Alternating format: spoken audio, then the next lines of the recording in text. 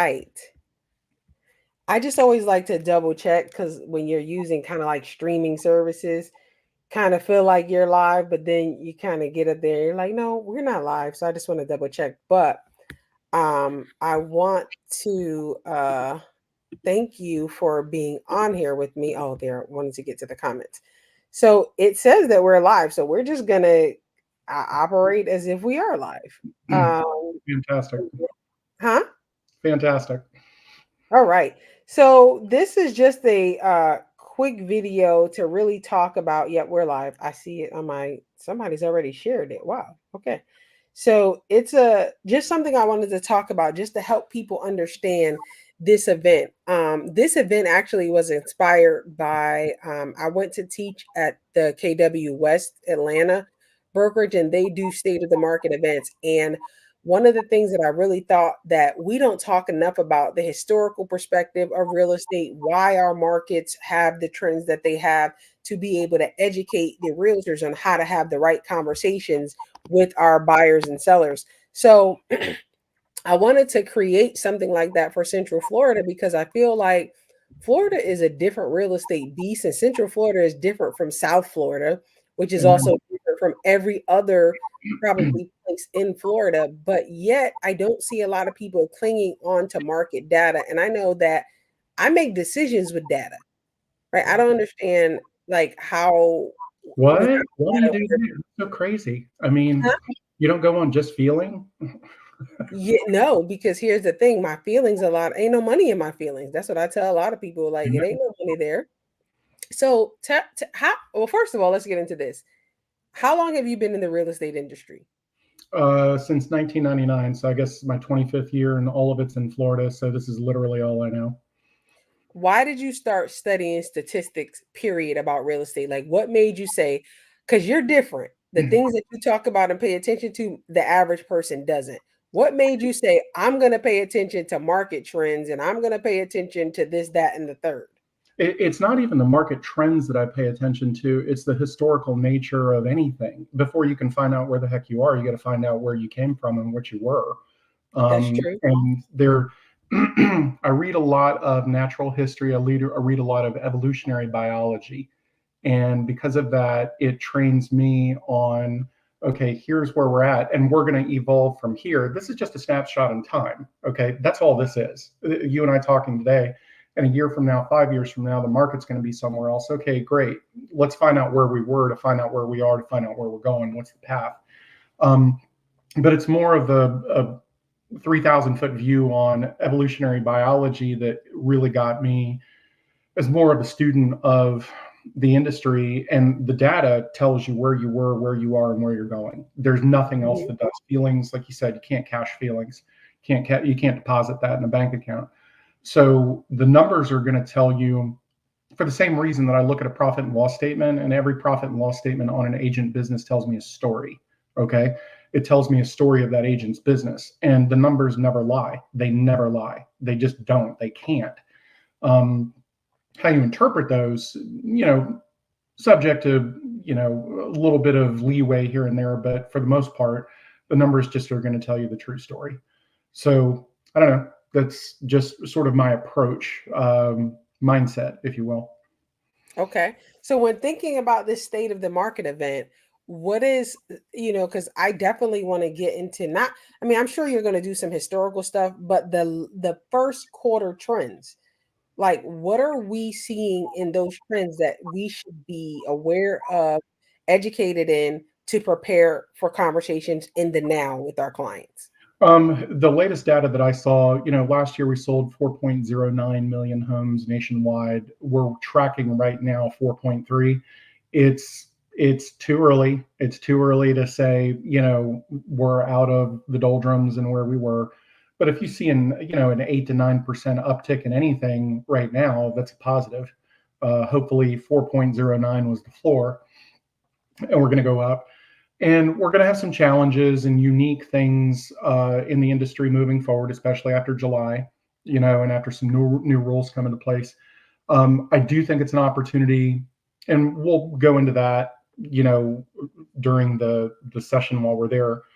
But I do think this provides a unique opportunity for buyer's agents to act as more of a differentiator on the expertise and value proposition that they bring to the table. You've heard unique value proposition a billion times. It's a catchphrase, it's a buzzword, whatever in the industry.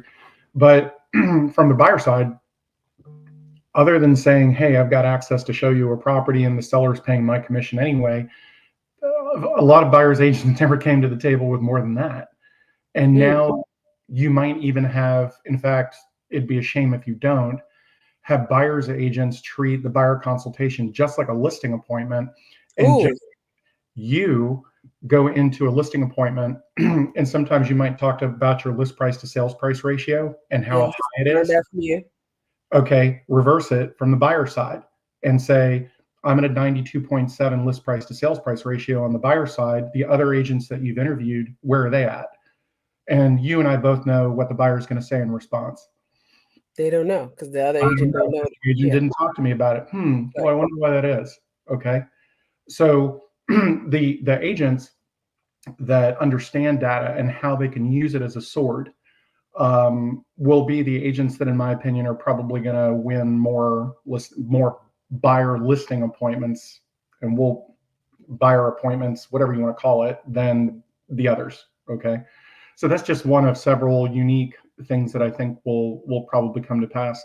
One thing that I'll probably go into, that I'll unpack a little bit during the session in April, is I heard an approach that one brokerage may be taking on advising the seller not to even offer a co-broke at the outset, but to wait for the offer to come in from the buyer side, because it has to be a definitive commission anyway that the buyer's agent, does the EBBA with them. So obviously they're going to submit that number on the offer when it comes across on the email. And here's why I think that approach may be a bit flawed, and I'd push back on it a little bit. Historically, agents have took the path of least resistance. Okay. Yes. And I go back to 2005, and I was in the market back then, and there was a company that offered $2 on a co-broke, not $200, not 2%, $2. Okay. And because, and they were put in the position of having to negotiate their commission with the seller. Gosh, that's, come full circle, 19 years later, we find ourselves in exactly the same circumstance. Right. And because buyer agents didn't know how to do that, they chose the path of least resistance, and they would show the properties that were at 3%, that were at 2%, not necessarily because it was a steering issue, but because it was an education issue. Okay. They just didn't know how to do it. And so what I see them doing is pressing the easy button at the buyer consultation and just saying, look, sign on for 3%. And if the seller, the home that I show you happens to be at 2.5, I'll just go ahead and take the 2.5 and we'll be good. Okay. Mm-hmm. They can easily say that. Okay. Yeah. And they're allowed to go down. What they're not allowed to do is go up. So they can't sign the EBBA at 2.5. And then if the seller's offering 3, they can't take the 3. Okay. Mm-hmm. But they can do the reverse. And so GSAT wants to show 5 properties. You text the listing agent and say, hey, are you offering a co-broke? And if so, how much? One says 3%, another one says 2.5, another one says 3, another one says 2.75. And then the 5th one says, well, submit your offer and we'll discuss it. Okay. Mm-hmm. Now, you're a good agent. I know that you would treat all 5 of them equally, but many agents may have difficulty with that because they might choose the path of least resistance. Okay. Mm-hmm. And show the ones that, if I show that property, I know what my payday is and I know what I'm worth and I know my value. And they may choose, and it wouldn't be that they wouldn't schedule the 5th one. They would schedule the 5th one. It just may not, it just may be the 5th one. Okay. Right. And their buyer falls in love with number 2 or number 3 along the way. And so they never get to the 5th one. And then the next cohort of showings, again, it becomes the 5th one and it becomes the 5th one. And so it just doesn't get shown. Right. And it's not because of a steering issue. It's because of an education issue. Okay. Mm-hmm. And human nature being is what human nature is. And if people can choose a path that they know better than another, they're going to choose the path that they know better. And it has nothing to do with steering at all. It has nothing to do with not properly representing the client, but it's got everything to do with the skill set of the agent. So that's what's the solution? the solution. Well, Amidst the lawsuit. What's that? Amidst the new rules, amidst all the well, look, we had this opportunity 19 years ago and we didn't take advantage of it. And that company, of course, went into bankruptcy in 2008 when the market turned, because their model didn't work when the buyers started sitting on the sideline and not buying anything. Right. So it's going to be unique. Nobody's got a crystal ball. Nobody knows how this is going to play out.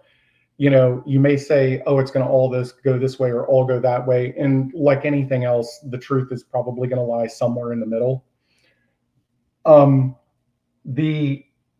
not going to wake up at the end of July and suddenly find this huge cohort of buyer's agents that all of a sudden understand net sheets and that all of a sudden understand math at a much higher level than they did before. Okay. Mm-hmm.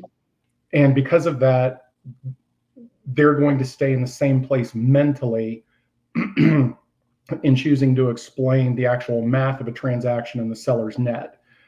And where they were at on January 1st, April 1st, August 1st is where they're going to be at.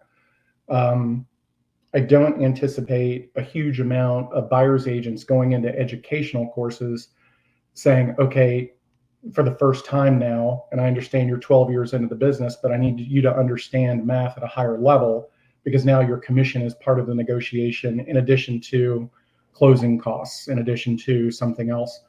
I just see more people choosing that path that they know better. And again, it's an educational issue. It's not steering. If they choose to get some education on it, bully for them, great. Okay. Uh-huh. Let me tell you what I saw, and you can correct me. I saw the opportunity now. I could come in as a buyer's agent and negotiate 4% for myself, right? Yes, you can. Absolutely. Because I'm like, oh, the money about to go up. Like I actually was like, okay, you're telling me now, if I bring you the right offer, if I do what I do as a representation for my client the right way, I could give you a full price offer and negotiate a commission of 4%. Or higher. Or higher. Oh, or higher. That was the baseline. Yeah, and I've heard. I saw opportunity, but I see a lot of people panicking because they're like, well, what does this mean? What does this mean? I'm like, it means the same thing it meant in the Great Depression. When things start to go that route, that's when the people that are focused on the data, focused on the trends, the market, like you said, from what was happening in 2005, they go in and they get rich. Right. And you might be able to say to a buyer, look, I'm going to charge you 4%. I understand the other three agents you talked to are at 3%, but I looked up their numbers. Period. And their best list price to sales price ratio is 95.8. Okay. Mine's at 92.7, which means if you hire me, even if you pay, and look, I can't promise you what I'm going to negotiate on any specific deal. Nobody can. But if we just let future events, inform present circumstances, or past events inform present circumstances, even if you pay me an extra point over and above that 3%, you're still going to save 2 points on the deal. Okay. Right. So you couldn't have had that discussion before because the co-broke was set. Okay. Your compensation was set by a person that honestly might not have a skill set that's 50% as good as what your skill set was. Right. Okay. So we've heard forever about listing agents complaining, oh, the buyer's agents just showed up. They just opened the door and blah, blah, blah. And they don't deserve the 3% that I'm paying them. Well, now the buyer's agents have the exact same ability to argue in the reverse and say, well, I am worth 4%. And the listing agent would never answer his phone. Okay. And we've all been there. I know you called on a zillion listings where you're like, is the listing agent in Alaska? Unfortunately, I've been that listing agent sometime here recently, but I'm like, okay. So unfortunately, it's not going to result in greater transparency, which is what the plaintiffs in that lawsuit all wanted, greater transparency, that ability to negotiate, blah, blah, blah. It's just not, because the co-broke, instead of being out there in the open where it was on the MLS and all the buyer's agent had to do was look on Zillow and it was right there through showing time, it's going to be hidden now. And maybe the information, perfect information, just doesn't exist anywhere.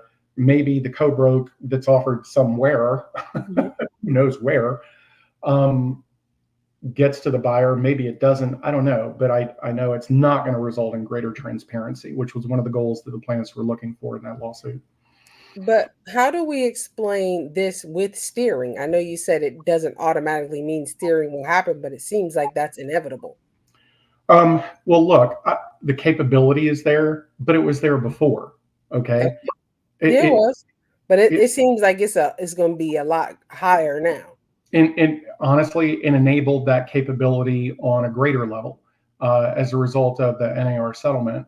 You know, it's unfortunate the way that the paragraph 58 of the settlement agreement, which I've read about 90%. I was about to say, I'm sure the attorney and you just read that whole settlement from top. I read about 90% of it. I read about 90% of it, and Yeah. I'm not giving anyone legal advice. I'm not. My license is not active.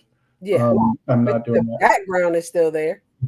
Background is still there. Well, I was wondering what the hell they agreed to, and so instead of listening to all the talking heads and it means this and it means that, I was like, screw that. I'll just go to the document.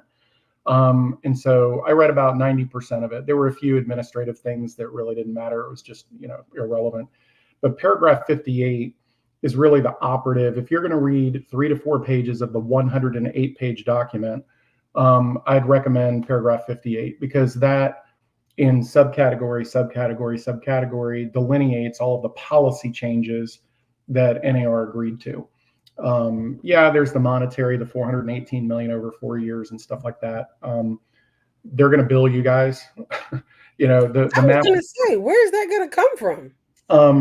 Hope and a lot of duct tape. Where it's going to come from is going to come from the realtor database. If you're just under, you're like 1.496 million realtors right now. And if it stays at that level, the math I worked out was it's going to be about $65 per realtor for 4 years. Okay. If the membership goes down to 1.2, say a lot of people get out of the industry, it changed too much, it's too hard. I do too. But if it goes down to 1.2 million membership, then that's going to be closer to about $80 per realtor per year for the next 4 years. What was interesting, the most interesting sentence, and it was only a few words, it was like 10 words. The most interesting sentence of the 108 pages was that the plaintiffs agreed that all of these policy changes sunset 7 years from the class being certified in the case, which means if NAR wants to wave a magic wand and all of these policy changes that they're making, if they want them to go away, 7 years after the class was certified. I didn't have the class certification date. Case was filed in 2019, so the class was probably certified in 2020, 2021, somewhere around there. Let's assume it was 2020. In 2027, if NAR wanted to wave a magic wand and get rid of all of these policy changes, they can do it. Then what is the freaking point? I don't understand. I'm reading it, and I looked in the sentence before, the paragraph before, and the paragraph after, and nothing explained it. It was about 10 words, and it said, the foregoing provisions terminate as of, or maybe terminated as of 7 years after the class certification date. That was it, one sentence.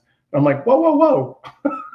If these are such core values as to not establishing a price fixing arrangement, one would assume in order to keep the Department of Justice happy, because you can rest assured that the NAR attorneys talked to the Department of Justice, the DOJ attorneys, before they agreed to anything, that the DOJ would have blessed and signed off on this.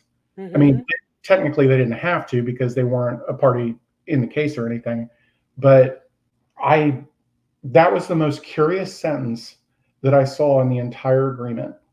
That if NAR wanted to get rid of all these policy changes in 7 years, they could.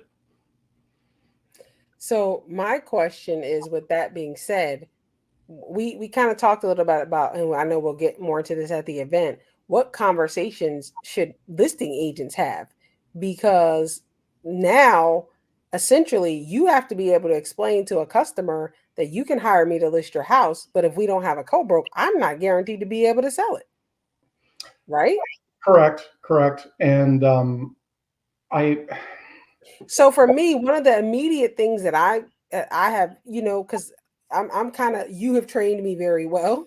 So I started thinking about how do I mitigate my business losses from this, because it's all about my P&L, right? So I'm like, if you're not offering a co-broke, that's fine, but then I'm going to have to charge you for photographs, for marketing, because I can't take a loss shelling out those expenses up front when there's no guarantee that I'm going to get a commission, because your property may not sell. So you may have an $800,000 property and say, I don't want to offer a commission. I don't know if that's going to sell, because if the agents have the ability to bring in an offer and attach their commission to it, we might be limiting the number of people that actually submit offers. And I may end up being out $1,500 up front and you don't sell. I can't do yeah. that on every listing.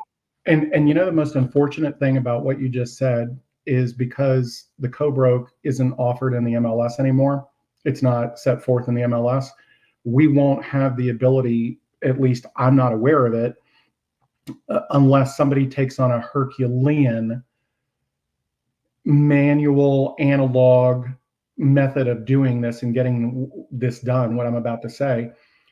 There will be a difference between the DOM for properties that have co-brokes offered and the DOM for properties that don't have co-brokes offered. Oh, that's the number one statistic I'm going to go into a listing appointment with. So one Well, of the things we're going to talk about at the State of the Market event is how to have these conversations. Like, do you want this? she said, where am I going to find that data though? Okay, I can't find that data. Oh, you're saying because it won't be on the MLS, they won't be. Well, when they close, won't they have to list what the person paid or what they paid up? So there's going to be no record of this. No. So for the agents like myself that are data driven, I don't know. I guess you can reach out to the agents. Again, like I said, Herculean manual process. Okay. Oh, There's no digital process that you can put in place and say, okay, this little human experiment that is now mandated by the NAR settlement. You guys wanted more transparency. You didn't get it. You guys wanted more ability to negotiate. Okay, let's look at that. Okay, and see what the results show. And then what we see is the days on market on properties that offered co-broke is half of what the properties that don't offer co-broke were. Properties that don't offer a co-broke take twice as long to sell. They've got 50 days DOM instead of 25 days, on the market for the properties that do have a co-broke.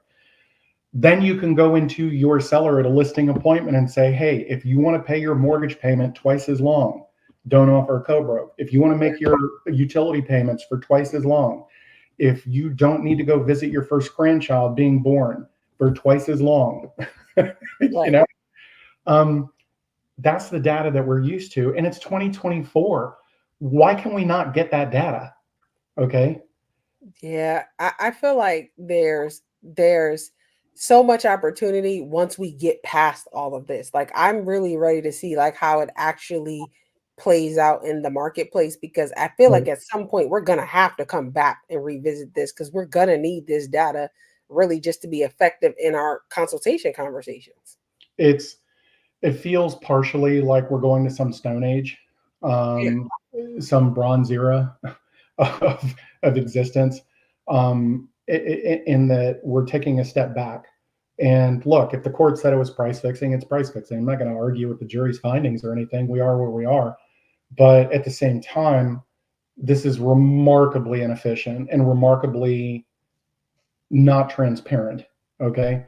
Which is exactly what they wanted. They wanted transparency, and it's frustrating. But at the same time, you can cry about it over 5 minutes, and then you got to move on. Okay. Yeah, you do. You do. So, question, the State of the Market event, what when we talk about the lawsuit or the settlement, should I say, the historical perspective of the market where it has been, do you think you'll be able to give a prediction of what we can expect in the next 3 months as far as how we should converse with buyers and sellers around this? Because I know you're big on scripting. I would like people to leave with these scripts in hand. Typically in an election year, and we are in an election year, we're in an election cycle, the politicians do nothing. And it's because they don't want to upset the big donors and the banks and everything, because they control the money and everything, and there's super PACs and all of that. So the politicians don't want to piss off those people, nor do they want to piss off CHESET, because CHESET actually votes. Okay. So they don't want to piss off the people with the money, and then they don't want to piss off the people that vote. So as a result, politicians usually do nothing. Okay. Mm-hmm. I did see that they just authorized yesterday 1.2 trillion in spending for, the next period until we hit some debt ceiling. Mm-hmm. So I don't anticipate huge sea changes in, the Fed funds rate or interest rates or anything between now and November. I just don't. And I don't have the crystal ball to say who's going to win the election or anything. Obviously, there'll be, policy issues that go one way or the other, depending on who's in charge or whatever. And I'm not going to get into politics. Who cares? Right. But in the next 3 months, we shouldn't. You can prepare for what's coming in July. You can become more knowledgeable in the exclusive buyer broker agreement. I do think the forms I know the forms that we're used to looking at are going to substantially change. There has to be conspicuous notices on the negotiability of the commissions. The EBBA is all of 2 documents or 2 pages and a signature page in the state of Florida. They're going to beef that up, because that document is going to see light of day at the courtroom somewhere, sometime. And if we're going to rely on, 250,000 realtors in the state of Florida to hinge their ability to get paid on a 2-page document, I just think it's going to get beefed up. So okay. I'd be shocked if we don't see a lot of form changes with Florida Association of Realtors. In fact, I am excited. I'm excited about this. I promise you, the way I look at this is I'm looking for the opportunity, right? Because that's always where the people that are forward thinking have to think about, not where the market has been or even where it is now. I'm trying to figure out, to the best of my ability, I know we don't have a crystal ball, where it's going and how I can set up systems to be prepared before people get there, right? Because this is, I did a consultation with a buyer yesterday, and I signed the EBBA for 4%. And I said, I will be presenting this to the seller on your property. And I'm like, listen, if I start doing too much work, it might be 5%. And then that way, now we negotiate, right? So then you got to go back and tell your buyer, your seller, that you didn't accept this offer because I had a 4% co-broke, when it would have just been easier for them to sign a 6% in 3 and 3, right? So until July, standard practice 16-16 still governs. So you can't submit, you can't.